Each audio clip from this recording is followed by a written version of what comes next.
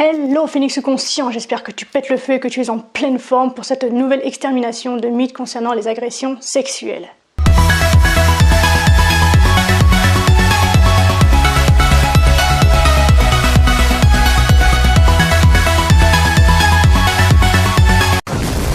Il semblerait donc dans les croyances populaires et de la culture du viol que celui dernier n'ait pas d'impact permanent sur l'état de santé de la victime. Alors sachez, cher petit Phénix conscient, que dans 2/3 des cas, les agressions sexuelles ont un impact permanent sur la santé mentale des victimes.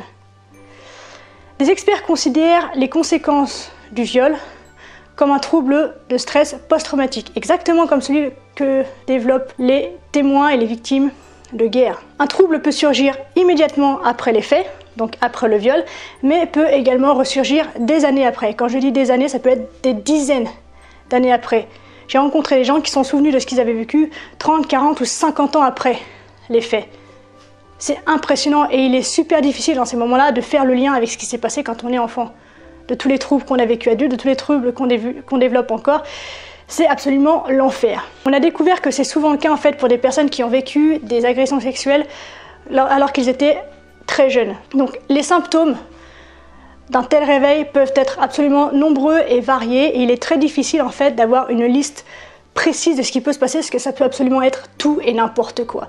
Ça peut être par exemple de l'irritabilité, ça peut être des crises de colère, ça peut être des troubles du sommeil, ça peut être des troubles de la concentration, ça peut être une vigilance complètement démesurée, ça peut être des vives réactions d'angoisse, ça peut être des réactions physiques et mentales dans des situations qui rappellent cet événement à la victime par la mémoire traumatique qui en plus de ça propose à la victime de revivre dans l'intégralité l'horreur qu'elle a déjà subie il y a plusieurs années. La victime peut être soumise à une forme de dissociation, à des cauchemars, elle peut chercher à éviter certaines situations ou activités, donc elle se désociabilise, elle peut être victime d'amnésie, elle peut être victime de problèmes pour exprimer ses sentiments, elle peut ressentir un sentiment de désaffection et elle peut développer des comportements autodestructeurs d'accoutumance à la drogue, à l'alcool ou à tout autre comportement ou moyen d'échapper à l'horreur de sa réalité et de sa douleur.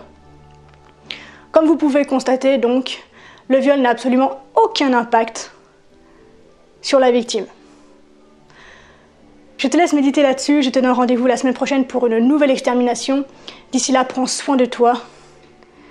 N'oublie jamais que tu es la personne la plus importante de ta vie et que de ce fait, si tu as besoin de parler, tu parles, tu l'ouvres, arrêtons de nous taire.